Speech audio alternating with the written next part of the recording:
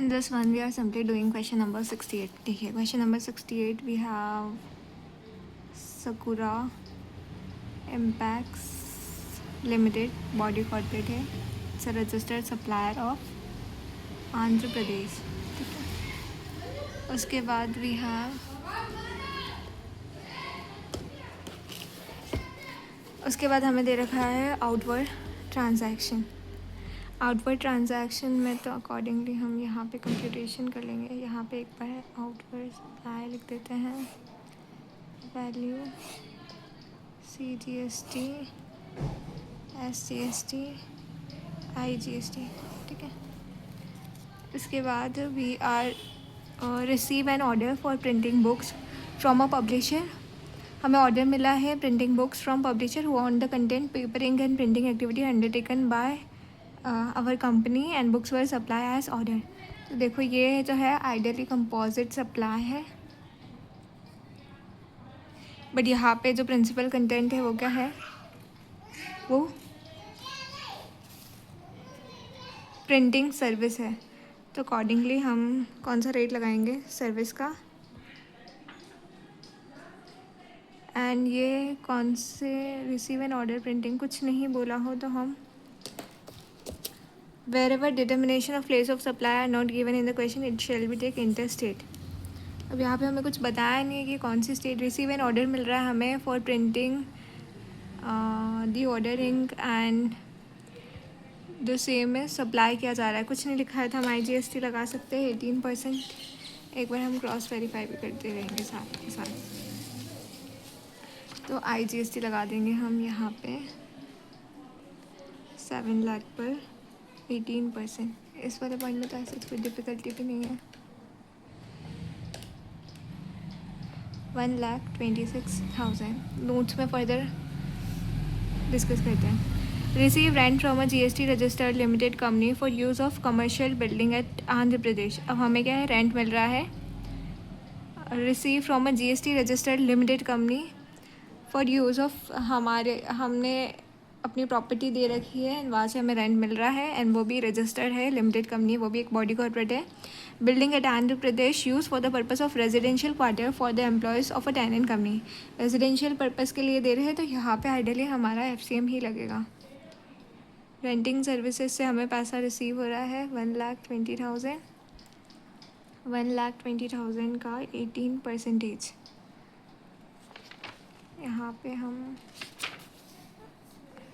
यहाँ पे हमें लिखा है कि this is building at Andhra Pradesh.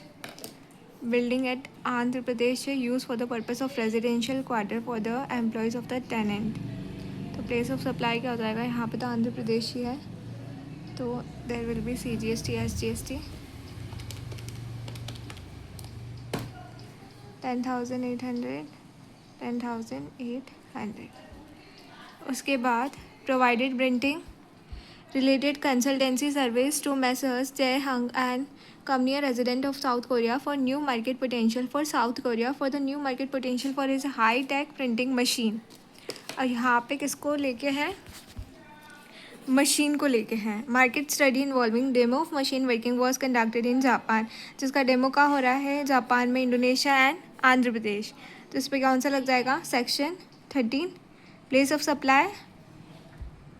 Section 13 के अकॉर्डिंग प्लेस ऑफ सप्लाई जहाँ पे वो सर्विस परफॉर्म की जा रही है. अब सर्विस परफॉर्म की जा रही है with relating to the machine को लेके, बट इसमें इसका एक टैक्सेबल टेरिटरी में है तो फिर सारा सप्लाई कहाँ होगा, टैक्सेबल टेरिटरी में है तो सारा हो जाएगा कहाँ पे, आंध्र प्रदेश में. तो वैसे तो सेक्शन 13 के अकॉर्डिंग IGST लगना चाहिए, बट इंस्टीट्यूट ने रॉन्ग कर रखा है यहाँ पे. तो आइडियली हम इंस्टीट्यूट की अजम्पशन फॉलो करते हुए यहाँ पे जो हमारा 20 लाख है टोटल, बिकॉज एक टैक्सेबल टेरिटरी में है तो अकॉर्डिंगली इस पे हम CGST SGST लगा देंगे. इसके नोट हम अभी साइमल्टेनियसली उसके लिखना कैसे वो भी अभी देख लेते हैं. मतलब रीजनिंग तो हमें पता है कि किस वजह से इसका उधर आ रहा है. उसके बाद provided a corporate guarantee to a related person located in India who was not eligible for full ITC. अब कॉर्पोरेट गारंटी प्रोवाइड किया जा रहा है to a related person located in India who was not eligible, जो कि eligible नहीं था for full ITC।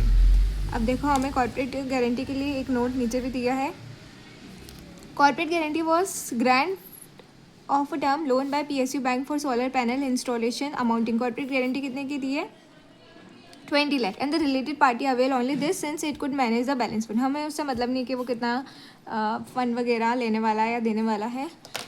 हम एज पर द रूल निकालेंगे provided to a related person को दी है तो रूल 28 के अकॉर्डिंग। सबसे पहले कॉर्पोरेट गारंटी जितने की भी दी है, तो कॉर्पोरेट गारंटी दी है 20 लाख की। 20 लाख का 1%, 20 लाख का 1% विल बी 20,000 और invoice value is 70,000 which ever is, but this is for how many years? This is for 5 years. यहाँ पे हमें स्पेसिफिकली मेंशन है दिस इज़ फॉर 5 ईयर्स, तो यहाँ पे हम 5 ईयर्स भी कर लेंगे। तो 20 लाख का 1% for 5 years, this value will be 1 lakh. 1 lakh और 70,000 विच एवर इज, जो भी इनमें से हायर होगा। तो हायर क्या है? 1 लाख। 1 लाख पे हमारा CGST SGST लग जाएगा। अब देखो ये कहाँ का है? Corporate guarantee to related person located in India which was not eligible for this. अब हमें आइडियली बताया नहीं है तो हम इस पर IGST लगा देंगे। अगर इन एब्सेंस ऑफ इंफॉर्मेशन हम क्या लगा देंगे? IGST। तो 18% 18,000 हो जाएगा फॉर दी कॉर्पोरेट गारंटी। उसके बाद हमें नेक्स्ट में बता रखा है कि हमें एडवांस मिल रहा है फॉर सर्विस के लिए, जो कि रिलेटेड है टू द फुटवेयर सेक्टर के लिए। तो मैं आइडियली क्या हो रहा है कि एडवांस मिल रहा है फॉर द फुटवेयर सेक्टर के लिए। वो कितना है? 1 लाख।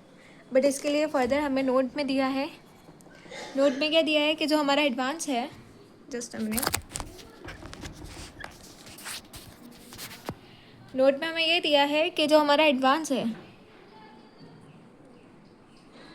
प्रिंटिंग बुक्स के लिए entire will be treated as, हम उसे ट्रीट करेंगे as what? Supply of service. And उसके बाद filed for without payment supply of service as well as invoice. ये देखिए जो हमें रिसीव हो रहा है advance for supply of service related to footwear, इसके लिए यहाँ पे ये नोट दे रखा है कि supply of service as well as invoice for footwear sector was made in, ये कहा है। देखो हम कौन से मंथ के लिए निकाल रहे हैं? Of the month January, correct, जनवरी के निकाल रहे हैं। अब हमें ये बोला है कि हमें सिंपली ये बोला है कि supply of service as well as invoice for footwear sector, तो सप्लाई और इनवॉइस दोनों कब होगा? फैब में। And there was change in rate from 12% by notification to 18% with effect from this, दोनों बाद में होगा। तो यहाँ पे हमारा अभी एट प्रेजेंट कोई टैक्स नहीं लगेगा, this will be in the month of February, तो इसकी कैलकुलेशन में भी नहीं आएगा। Supply and old machinery use in manufacture of taxable good of mister Prasad Karnataka on the instruction of will to ship to model. Place of supply will be the original person, original buyer third person. तो place of supply क्या हो जाएगा इसका? Andhra Pradesh. And value कितना है? 4 लाख। और इस पर कितना लगने वाला है? 4 लाख का 9%। बट देखिए इसमें हमें फर्दर क्या दे रखा है कि supply and all machinery taxable on the instruction, और फर्दर कुछ दे रखा है कि इसके लिए परचेज द मशीनरी अबाउ, जो 0.6 में यानी कि ये वाला, इससे हमने परचेज किया machine referred in about in the January last year at a cost of इतना, since invoice value was also issue in January year, ITC was eligible and claim during the same month. तो इसको हमने purchase कितने में किया है? Old machinery in the manufacture, तो देखो ये तो हो गया हमारा, चलो इससे तो पता चल गया कि ये इंट्रा है ना। अब इसके बाद इसकी sale value minus purchase price, sale value तो हमें पता चल गई कि 4 लाख है। अब हमें इसमें से निकालना पड़ेगा बिकॉज अब ये सेल कर दिया है, तो हमें 6 लाख में से 5% पर क्वार्टर और पार्ट दे रहा हूँ, ये कहाँ से है? जनवरी से है, जनवरी ऑफ लास्ट ईयर, तो जनवरी फरवरी मार्च एक quarter. This purchase in the month of January, January February March of last year, January February March April May June. इस साल के कितने महीने हो जाएंगे? पिछले वाले साल का एक क्वार्टर जनवरी फरवरी मार्च, और बाकी इस साल के जैन तक. तो हाँ के जैन तक हो जाएंगे हमारा अप्रैल मई जून जुलाई अगस्त सितंबर अक्टूबर नवंबर दिसंबर जनवरी फरवरी मार्च. तो we have 5 quarter. 5% multiply 5 quarter से ये रिड्यूस हो जाएगा. तो दिस विल बी 25%. तुम्हारे पास क्या देगा? 4 लाख. अगर हम वर्किंग नोट देखें,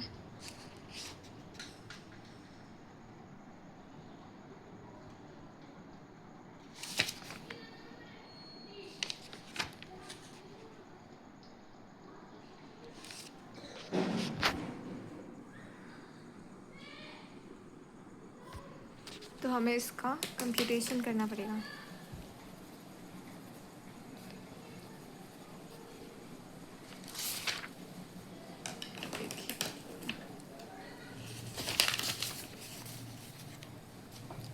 परचेज प्राइस का तो हम बोल रहे हैं कि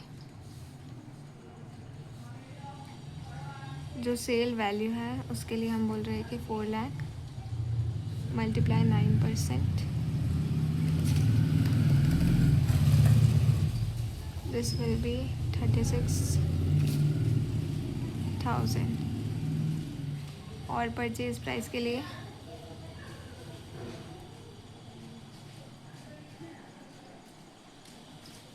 अब यह कहाँ से परचेज़ किया, तो उसके लिए हमें आइडियली पता नहीं है कि परचेज़ किसी बाहर वाले पर्सन से किया या किससे किया. 1,08,000. इसमें से 5% फॉर 5 क्वार्टर.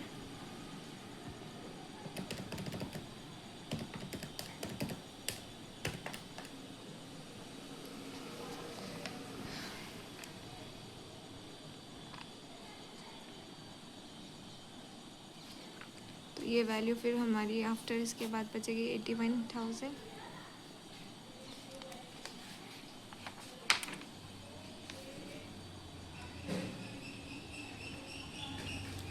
81,000 तो फॉर CGST SGST तो इनका हायर ले लेंगे हम. देखो CGST SGST हो जाएगा, इसमें से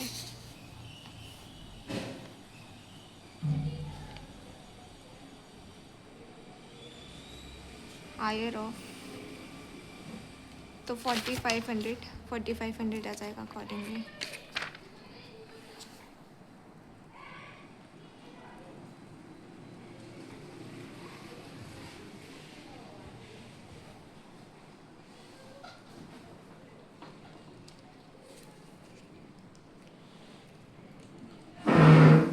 इसकी कैलकुलेशन हमें पर्टिकुलरली अलग से करनी होगी यहाँ के through.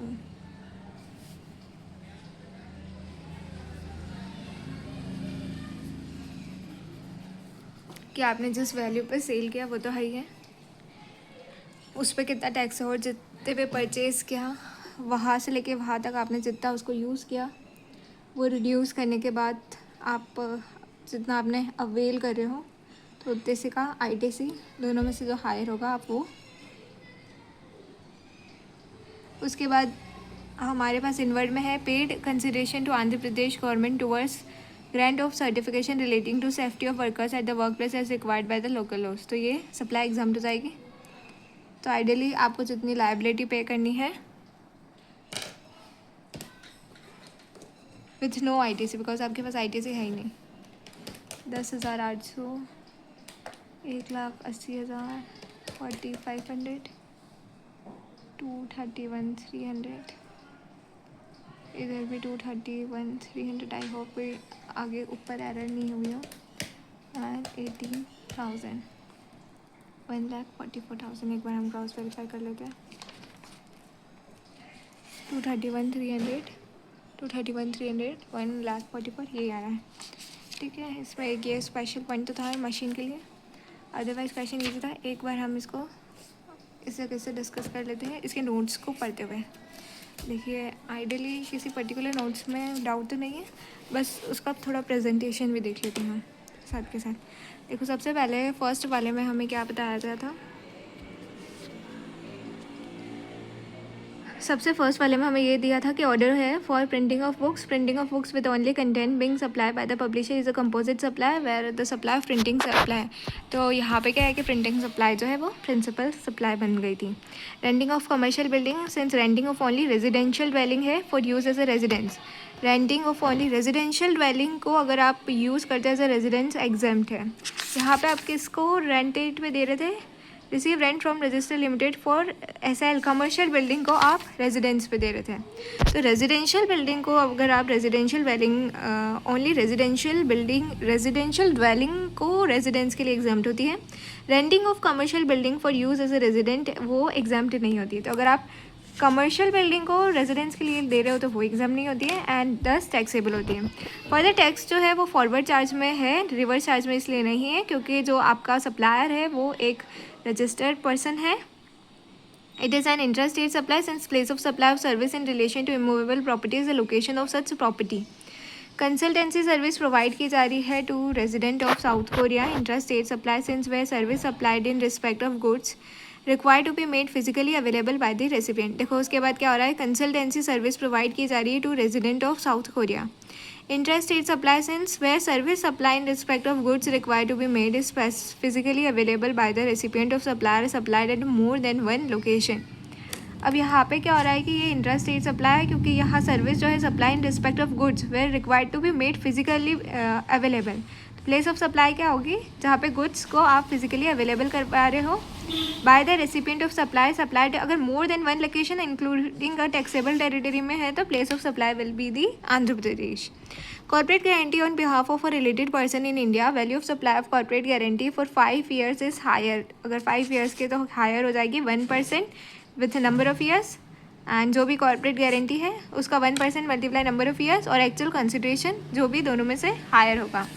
Supply of service related to footwear sector in case of change in rate, अगर इशू करे इनवॉइस फैब में and after such a change in rate कब हो रहा है, चेंज बाद में हो रहा है। Payment is receive before change in rate, payment पहले आ रहा है बट सप्लाई और इनवॉइस तो आपका बाद में है ना, सप्लाई और इनवॉइस बाद में है तो टाइम ऑफ सप्लाई बाद में हो जाएगा। Therefore advance is not taxable, month of जनवरी में टैक्सेबल नहीं होगा।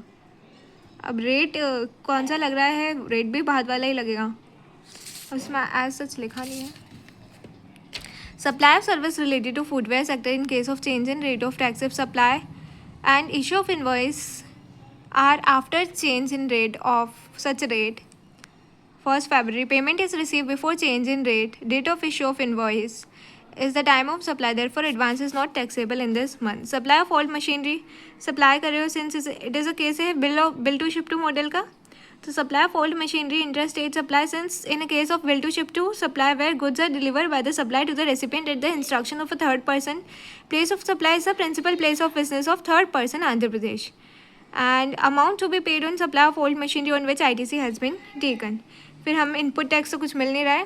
Grant of certification relating to safety worker service provided by state government by way of, अब ये रिवर्सल तो कुछ होगा ही नहीं क्योंकि यहाँ तो कॉमन क्रेडिट ही नहीं है। वे ऑफ, क्योंकि क्रेडिट तो है ही नहीं कुछ। Way of certification relating to safety of workers required under any law is exempt under GST since no tax is payable, no ITC is available on the same. उसके बाद देखो, capital goods की computation करनी है। अगर आप cell करते हो किसी ओल्ड मशीनरी को सेल करते हो तो उसमें क्या है कि आपने जितना भी सेल किया उस पर कितना टैक्स लग रहा है, और उसके अलावा if the capital goods plant and machinery on which ITC has been taken are supply by registered person. अब आपने जितना भी, आपको क्या करना है, अवेल करना है ITC अवेल करना है। तो आप कैसे अवेल करते हो, जितना जो भी अमाउंट है उसमें से 5% पर क्वार्टर रिड्यूस कर देते हो। तो आपने परचेज़ किया था 6 लाख का, उस पर 18% GST लगाया हमने एक बार के लिए, बिकॉज यहाँ पे तो हमें नीचे तो पता है कि sale value is intra, but ऊपर हमने एक बार 18% पे एज अ इंटर कंप्यूट करने के लिए लगाया, बाद में हम उसे हाफ कर देंगे तो हमें पता चल जाएगा। तो सबसे पहले आपने परचेज़ कितना किया, मशीनरी पे 18% GST लगाया तो 1,08,000। अब इसमें से रिड्यूस कर लो जितने मंथ आपने यूज़ किए, तो 5 क्वार्टर हुए पिछले जनवरी से इस जनवरी तक 5 क्वार्टर हो रहे हैं, जनवरी फरवरी मार्च, ऐसा करके आपको कंप्यूट करना है। तो accordingly there are 5 quarter in totality. तो 5% फॉर 5 क्वार्टर, तो अकॉर्डिंगली 6,18,000 फॉर 5% फॉर 5 क्वार्टर। तो आपके पास कितना है 81,000, उसको डिवाइड बाई 2 किया तो CGST SGST आ गया आपका 40,500। अब इसमें से आपको हायर का ITC मिल जाएगा, हायर का ITC यानी कि 40,500। तो अकॉर्डिंगली हमने यहाँ पे 4,500 लिख दिया था इस जगह। एंड इसी के साथ हमारा ये क्वेश्चन हो जाता है, कोई कंफ्यूजन नहीं है, करेक्ट।